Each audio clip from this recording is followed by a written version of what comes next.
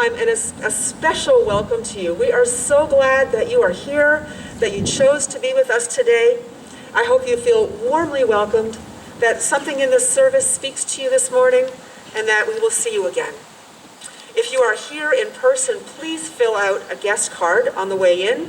You should have been given it by one of our greeters, so we can stay in touch with you. And this guest card lets you tell us what you're needing from a religious community at this time, so that we can respond to where you are at better. If you're at home, drop a line to welcome@eliotchapel.org, letting us know that you're here. This is a liberal religious community of spiritual seekers. We welcome you in all the fullness of your age, race, ethnicity, gender expression, sexual orientation, and religious background. Our faith is not lived in creeds, but in deeds. Not in the hereafter, but in the here and now. Our core values are freedom, reason, respect, and love. In the Unitarian Universalist tradition, we light a chalice to symbolize that we have entered sacred space and are preparing our hearts to give and receive the blessing of beloved community.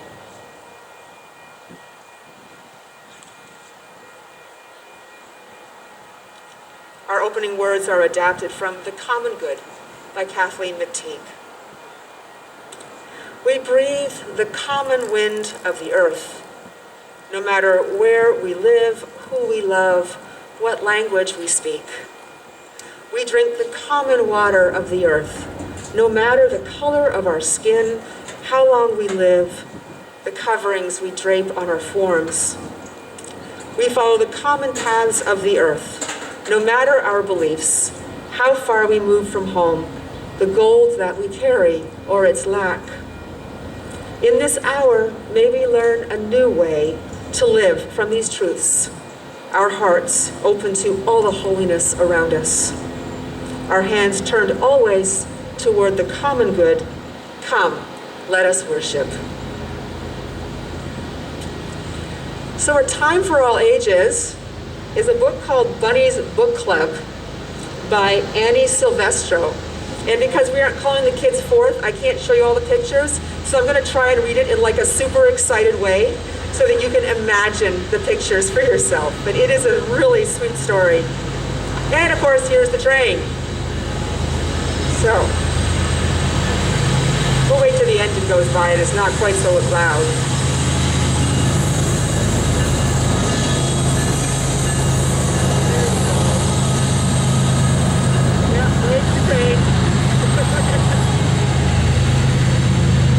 All right, here we go. Bunny loved books. Bunny had loved them ever since the first time he had been outside the library and the lady with the red glasses was reading outside for summer read-along. And as he listened, Bunny imagined himself climbing mountains, captaining a ship, ruling a kingdom. But then fall came, and the book reading went inside the library, and Bunny was pretty sure that animals were not allowed in the library. But he was also pretty sure that he could not live without books. Night after night, he lay there, awake, unable to sleep for wishing for a book. He had to do something. So, with a flashlight in his paws and hope in his heart, he went to the library. But the doors were locked, the windows were locked. He tried digging, climbing, yanking. Nothing worked until he saw the book return.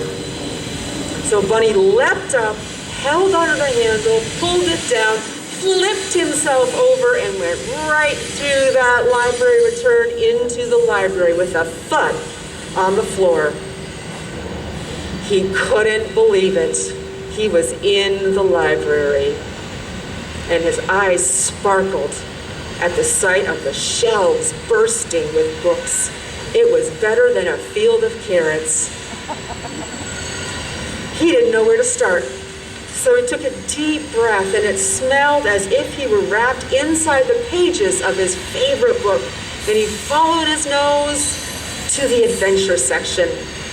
And there he found stories about swashbucklers, sharks and superheroes, and Bunny greedily grabbed them all. He stuffed them through the book slot, jumped through the book slot himself, and carried this tall stack of books back to his little home. And so Bunny returned every single night to the library. He searched and he sneaked, and then he scurried back to his house to read. But then one evening, a loud knock startled Bunny. "Where have you been?" asked Porcupine. "Reading," said Bunny. "But why? Why?" And Bunny said, "Have you ever been to the library?" It was time to bring Porcupine in on the secret. So there they went to the book return. And Bunny popped and shoved the Porcupine until he went right through the book slot and flipped onto the floor. "Whoa," said Porcupine. "Do you think there's a story about balloons?" "Absolutely," said Bunny. And sure enough, Porcupine found books on balloons and deserts and dunes and caterpillars and cocoons and hedgehogs. That was his favorite.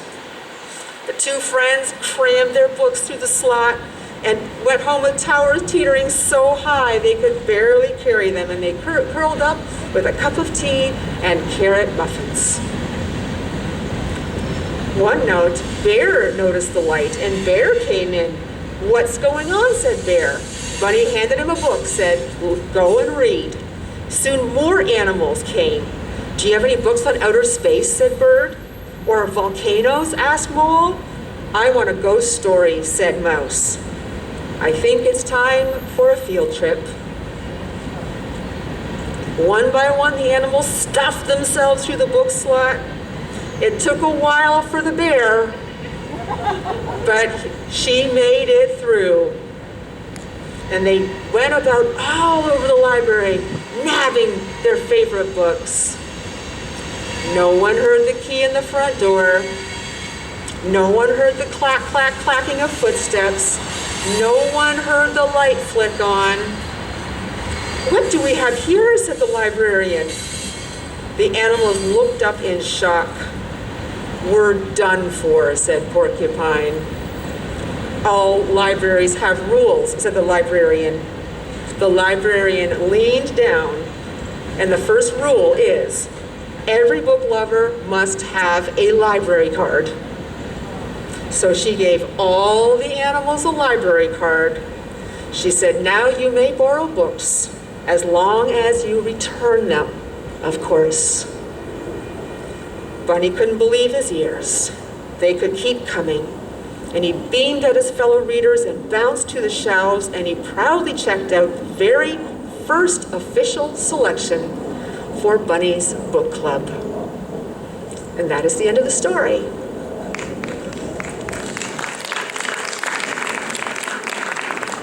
And now we're going to have our first song, which we sign rather than sing, because it is a way that we also are keeping each other safe.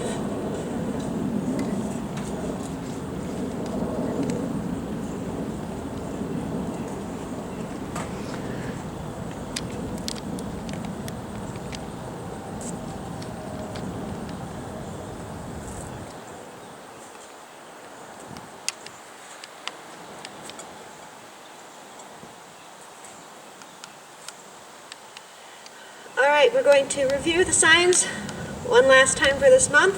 Please sign after me. Spirit of life, come unto me. Sing in my heart all the stirrings of compassion.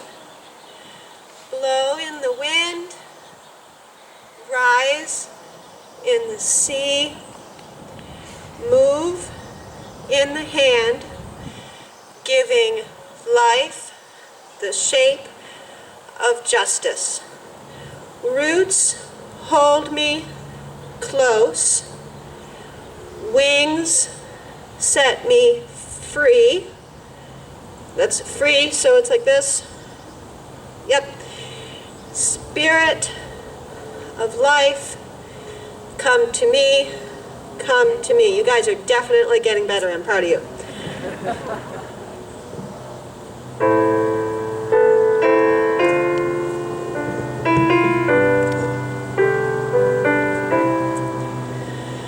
Spirit of life, come unto me.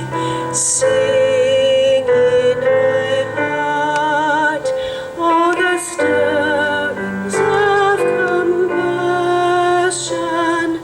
Blow in the wind, rise in the sea, move in the hand, giving life the shape of justice, roots only close, wings set me free.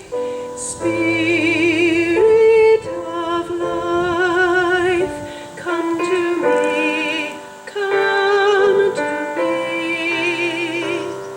Spirit of life, come unto me. Sing in my heart all the stirrings of compassion. Blow in the wind, rise in the sea, move in the hand, giving life the shape of justice, roots only close, wings set me free. Spirit of life, come to me, come to me.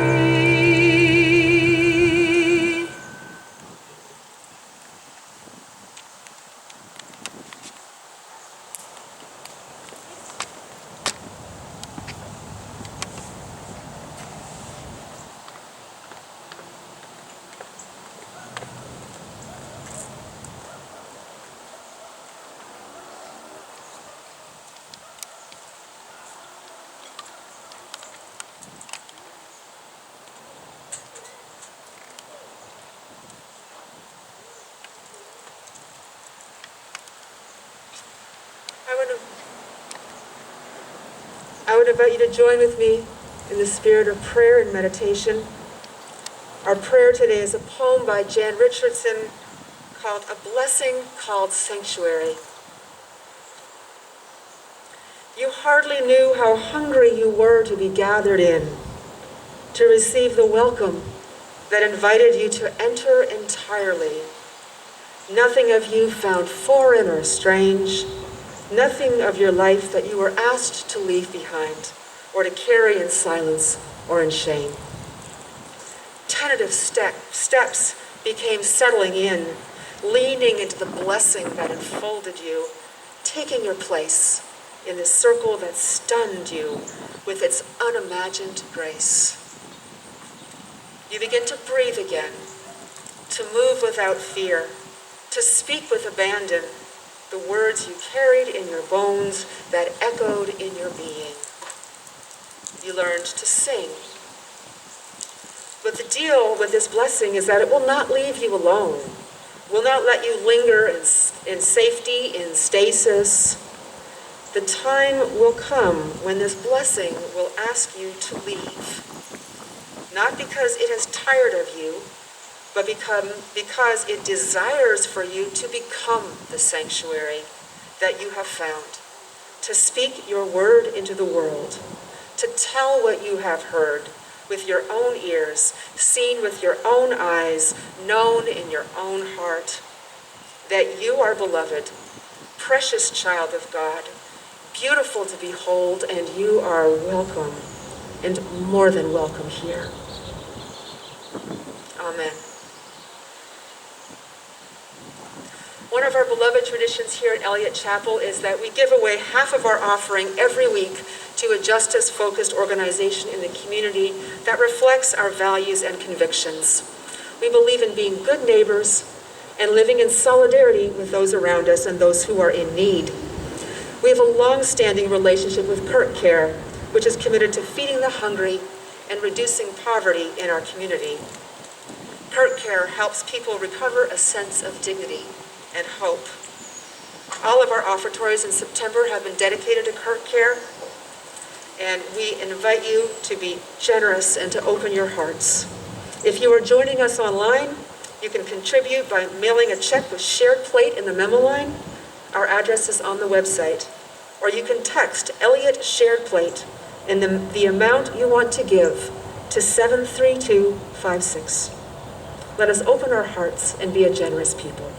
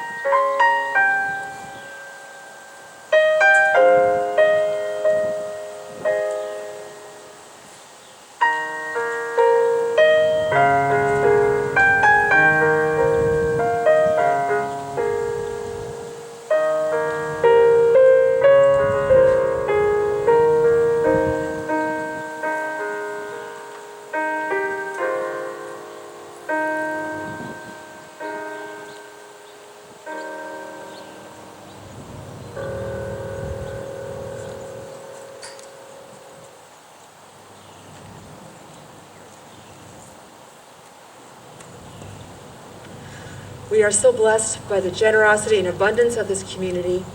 May this abundance be a blessing to all around us. Thank you.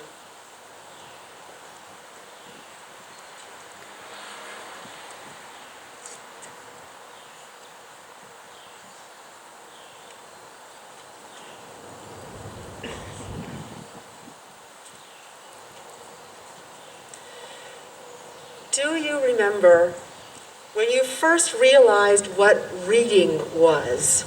That there were things called books and all those squiggles were words that meant something. My parents loved to tell the story of when I first realized what books were. I would go to our little tiny home library, pick a book, and sit in my mother's reading chair because, of course, she was the queen, right? I held the book upside down because I didn't know any better. I touched the words on the page, hoping that the meaning would go through my fingers and into my mind. And I always picked the same book, The Anatomy of Revolution. My parents hoped the best for me. When did you figure out that all those squiggles on the page of a book were words? What was that like for you? And do you remember your first trip to the library? My mom took us every week. I remember how it smelled, how the floor felt under my feet, the worn cushions on the couch, even the creaky motor in the water fountain.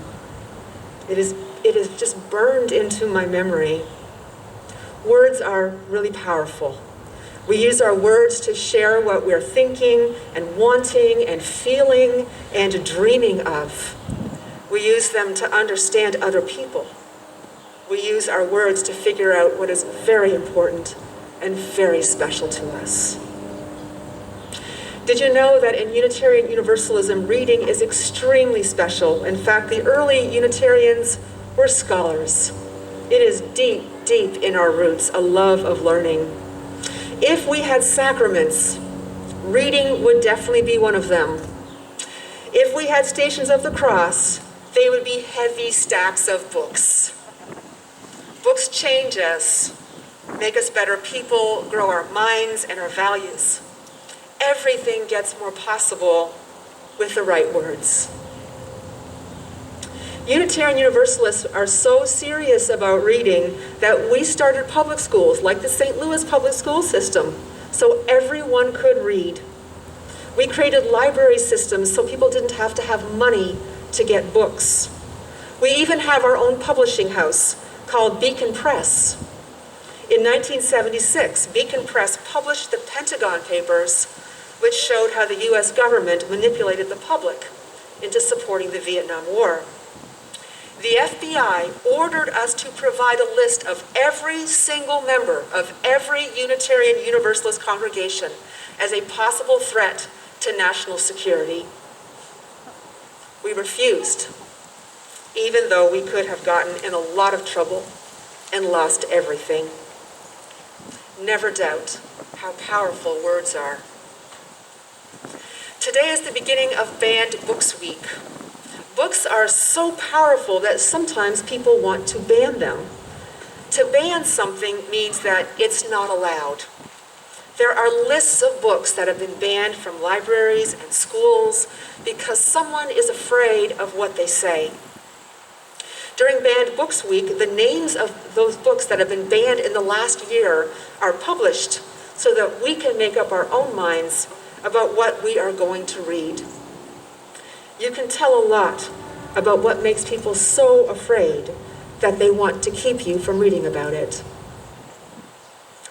In fact, something like this almost happened here in the Kirkwood School District.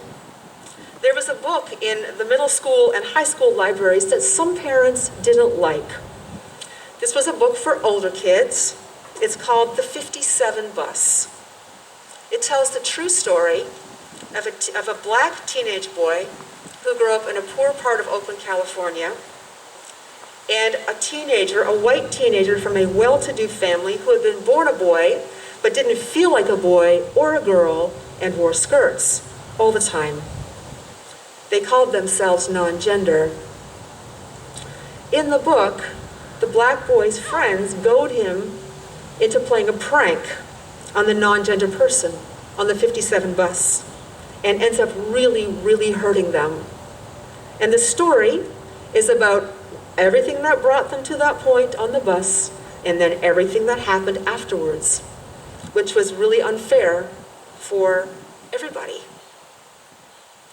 Now, some parents wanted to ban this book because they don't want kids to know there are non-gender, non-binary, or transgender people. Some parents wanted to ban the book because it showed how strong racism is in our justice system, and they just don't want to believe it. But there were other parents who said, don't ban this book. We want our children to know there are non-gender people.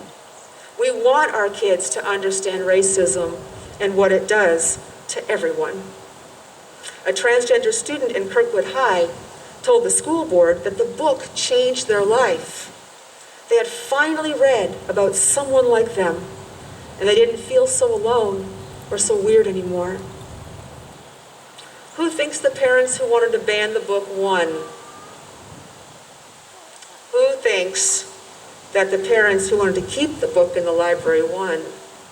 Some of you probably know this story, don't you? Because it happened just recently, maybe 3 years ago. Well, the kids won because the school district decided not to ban the book.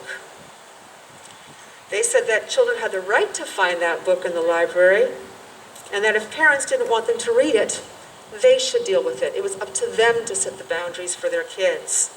The school board was not going to hide that there is racism and that transgender people exist. It was a great day for Kirkwood. In fact, you could say that the school board's decision probably saved lives, because transgender kids need to be surrounded by people who believe in them. And the black kids need to know that their stories are believed. Books and the words in them really save lives. Just this week, I had the privilege of speaking with Jean Babcock, a longtime member of Eliot. I'm sure some of you know her well. Jean, if you're watching this service, hello, and thank you for your permission to share a bit of your story. Jean is having some health issues, and with the pandemic, doesn't leave home very much. Her way of keeping the world big is to read and read and read. And in fact, in our conversation, she shared with me all the books that she's reading now and what they have meant to her. Reading books could be saving her too, because her life stays rich and full, despite so many limitations. In this pandemic, our worlds have all become smaller in so many ways. Many of us are looking for ways to make the world big again so that we can feel free. When we use our words, everything does get bigger. We are more free, we are more known, we can know others, and we can keep loving this world and everything in it more and more and more. So this week, I invite you to pick up a book. I mean, really, a book with pages. Even if you're super busy and only have like 2 minutes to do it, even if you don't know how to read yet. The book could be one you know, it's in love, or it could be brand new, something you've never read before. Open the book, smell the pages, touch the words with your fingers, soak them in, and let them make your life, our life, just a little bit bigger. Amen and blessed be.